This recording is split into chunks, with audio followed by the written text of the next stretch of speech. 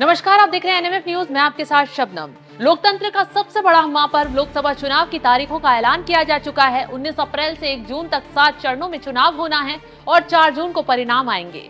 चुनावी तारीखों के ऐलान के बाद से ही चुनाव आयोग की नजर देश भर की एक्टिविटी पर बनी हुई है। क्या आपको पता है कि मतदाताओं को लुभाने के लिए राजनीतिक पार्टियां बहुत से ऐसे काम करती हैं जो आचार संहिता का उल्लंघन होता है। पैसे बांटना, शराब बांटना, किसी तरह का लालच देना, मतदाताओं के साथ जोर जबरदस्ती करना, उन्हें भड़काना, भ्रमित करना, इस तरह की तमाम चीजें जो चुनाव और मतदाताओं को प्रभावित कर सके, ये सब आचार संहिता के उल्लंघन ही में ही आता है। वहीं राजनीतिक पार्टियों ने मतदाताओं को लुभाने के लिए एक और रास्ता निकाल लिया है और वो है धर्म का। क्योंकि धार्मिक आयोजन पर हमारे देश में किसी तरह की पाबंदी नहीं है और इसे एक अलग नजरिए से देखा जाता है। वहीं आपको पता है कि फिलहाल रमजान का महीना चल रहा है, जिसमें मुसलमान दिन भर भूखे रहते हैं और शाम को कुछ खाकर अपना उपवास तोड़ते हैं, जिसे इफ्तार कहा जाता है। तो एक तरफ रमजान का महीना चल रहा है तो दूसरी तरफ इफ्तार पार्टी का आयोजन किया जा रहा है। अब कुछ राजनीतिक पार्टियां अपने राजनीतिक फायदे के लिए इफ्तार पार्टियों का आयोजन करती हैं और इसका फायदा उठाती हैं। सिर्फ इफ्तार पार्टी ही नहीं बल्कि भंडारा और जन्मदिन पार्टियां भी आयोजित की जाती हैं। लेकिन अब ऐसा नहीं हो पाएगा क्योंकि सभी धार्मिक आयोजनों पर अब इलेक्शन कमीशन की तीखी नजर बनी हुई है। चुनाव आयोग को ऐसी कई शिकायतें मिली हैं जिसमें कहा जा रहा है कि मतदाताओं को लुभाने के लिए राजनीतिक दलों और प्रत्याशियों द्वारा इस तरह की हथकंडों का इस्तेमाल किया जा रहा है, जिस पर अब चुनाव आयोग नकेल कसेगा।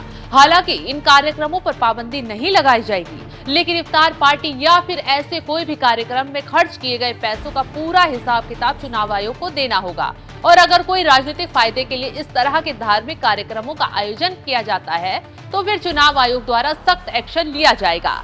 आयोग का मानना है कि चुनाव में पारदर्शिता और निष्पक्षता के लिहाज से इन पर निगाह रखना जरूरी है। आयोग ने इसे लेकर सभी राज्यों के मुख्य निर्वाचन अधिकारी, जिला निर्वाचन अधिकारी और पर्यवेक्षकों से ऐसी गतिविधियों पर नजर रखने के लिए कहा है। वैसे चुनावी ऐलान के बाद से ही चुनाव आयोग ऐसी गतिविधियों पर पैनी नजर रखे हुए है जो किसी भी तरह से मतदाताओं या फिर चुनावी प्रक्रिया को प्रभावित करते हैं। आपको बता दें कि 2019 के चुनाव में 2949 करोड़ से अधिक कीमत के उपहार, नकदी और शराब जब्त हुई थी और चुनाव नजदीक आते ही ऐसे मादक पदार्थों की तस्करी बढ़ जाती है। वहीं धार्मिक कार्यक्रमों का आयोजन करना राजनीतिक पार्टियों के लिए आसान काम होता है, जिसके माध्यम से मतदाताओं को लुभाया जा सकता है। इसलिए चुनाव आयोग ने पहले ही साफ कर दिया है कि अगर कोई उम्मीदवार या फिर राजनीतिक पार्टी चुनावी फायदे के लिए इफ्तार पार्टी का आयोजन करते हैं तो उसके खिलाफ सख्त एक्शन लिया जाएगा। आपको बता दें कि कुल 7 चरणों में चुनाव है, जिसमें पहले चरण का मतदान 19 अप्रैल को 21 राज्यों में 102 लोकसभा सीटों के लिए होगा। दूसरे चरण का मतदान 26 अप्रैल को 13 राज्यों में 89 लोकसभा सीटों के लिए होगा। तीसरे चरण का मतदान 7 मई को 12 राज्यों में 94 लोकसभा सीटों के लिए होगा। चौथे चरण का मतदान 13 मई को 10 राज्यों में 96 सीटों के लिए होगा। पांचवें चरण का मतदान 20 मई को 8 राज्यों में 49 सीटों के लिए होगा।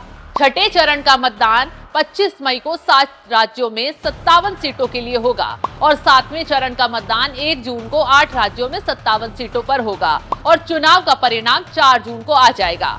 तो इस तरह से इन तारीखों के हिसाब से चुनावी प्रक्रिया को अंजाम दिया जाएगा और इसके साथ ही चुनाव आयोग हर एक उम्मीदवारों और राजनीतिक पार्टियों की हर एक एक्टिविटी पर नजर बनाकर रख रहा है और इसमें इफ्तार पार्टी के कार्यक्रम भी शामिल हैं। वैसे इफ्तार पार्टी को लेकर चुनाव आयोग ने जो कुछ कहा है उसे आप कैसे देखते हैं, हमें कमेंट कर जरूर बताएं।